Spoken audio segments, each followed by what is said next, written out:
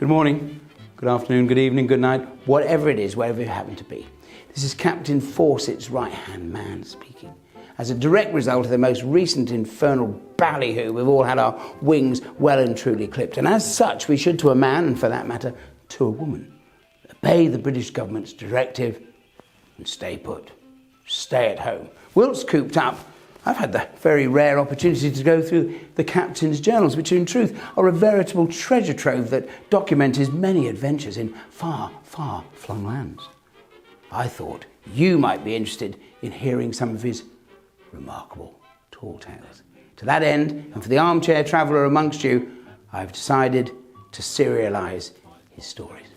So let's start from the very, very beginning, shall we? Now, where was I? Or should I say, where was he? Well, we find the captain in southern India, in Tamil Nadu, now in his own words, the 25th of November. Leaving the Goan coast behind us, we wend our weary way toward the foothills of the Western Ghats. Both communication and supply lines are stretched to the absolute limit. We'll attempt expedition update on our arrival at the British base in Ooty. 27th of November. Fittums, there is talk of freezing precipitation in the British Isles. Base in Ooty, uncomfortably warm today. 29th of November, at the Ooty Club. God knows how the world is shrinking. Picking up a 3-week-old telegraph, I read the terribly sad news that old Blinky Blenkinsop has failed in his bid to solo the Eiger. It is rumoured he lost 2 of his trusted Sherpas in the attempt. Terrible shame, what? As I say, terrible shame for the Sherpas. Anyway, I digress. 29th of November. I say my wax may be reviewed soon by the moustache mafia. And they seem to know their onions. I said, Coco. 30th of November. Today we are leaving Ooty, where we've all had a chance of a decent night's rest. We're able to resupply and had an opportunity to catch up on news and read telegrams of support from our patrons and loved ones back in Blighty. I was delighted to open a food parcel from Fortnum's, which contained amongst its many delicacies my preferred anchovy paste. Tip-top, Fawcett. Ah, yes.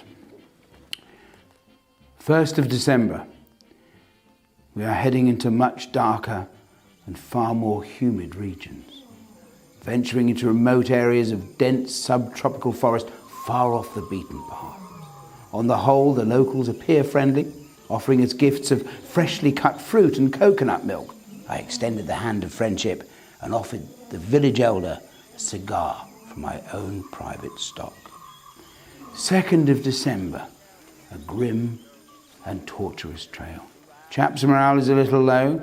Around the campfire last night, shared out the last of the port, which raised some much-needed cheer. Men have renewed resolve to carry on regardless.